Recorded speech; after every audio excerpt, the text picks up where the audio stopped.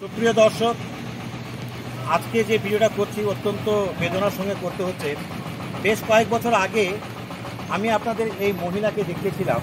আমি তার কাছেই জানতে চাইবো, আমি নিজে পরিচয় দেব না, ও কেন এই কাজটা করছে আজকে সেটা আমি আপনাদের একটু বলবো। আচ্ছা, আপনার স্বামীর নাম কি? ধীরেন্দ্রনাথ মণ্ডল। কোন স্কুলে চাকরি করতো? কোন প্রাইমারি? Sreepur primary school. কোন সালে মারা গেছে মনে আছে আপনার? কোন সালে? 2018-তে।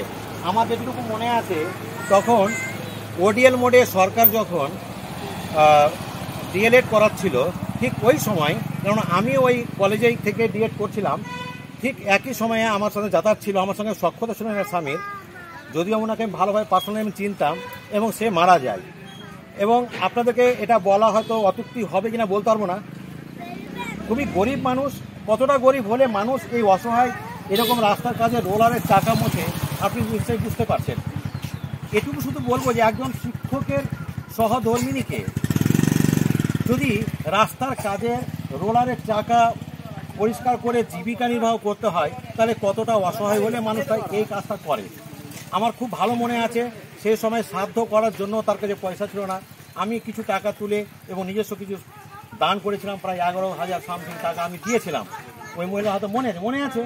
হ্যাঁ, আমি চেষ্টা করেছিলাম সর্বত্রভাবে যার ফ্যামিলিটা যেন চলে, কারণ যেহেতু 2018-তে মারা গেছে, যারা 2025 সালের পরে রিটায়ার্ড হবে তারাই একমাত্র পেনশন পাবে। তাদের জন্য যত সামান্য সরকার দেয়, যেটাতে তাদের কোনো মতে একটা বর্তমান যুগে যে জিনিসপত্রের যে দাম, সেই হিসাবে এদের সংসার চলে না বলে আজকে একটা ন্যূনতম একটা মজুরিও পায় না, 200-250 টাকা বোধহয় পার ডে পেয়ে সে এই কাজটা করে। তো আমি বিনীত অনুরোধ করব সরকার বাহাদুরকে, যে এরকম যারা কর্মরত অবস্থায় যে সমস্ত পার্শ্ব শিক্ষক মারা গেছেন, তাদের ফ্যামিলিকে একটু সহানুভূতি দিয়ে দেখুন এবং তাদের কিছুটা হলেও একটু সুরাহা করে দিন, যাতে তারা যৎসামান্য পেয়ে 3 বেলা একটু খেতে পারে এবং তাদের সন্তান সন্ততি চিন্তা। এর মেয়ে মহিলার 3টি সন্তান, যতসময় 2টি মেয়ে, 2টো মেয়ে, 1টি ছেলে। বলছে যে পড়াতে গেলে টিউশন দিতে পারি না। এই অসহায় অবস্থায় এই রোজকার এই কাজগুলো করে, আর এই কাজটা ও রোজ পায় না, কটা দিন চলবে, তারপরে আবার বন্ধ হয়ে যাবে।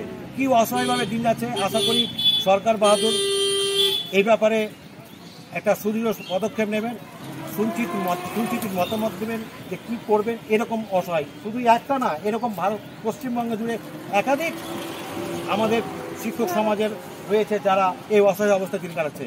আজ এতটুকুই, ধন্যবাদ।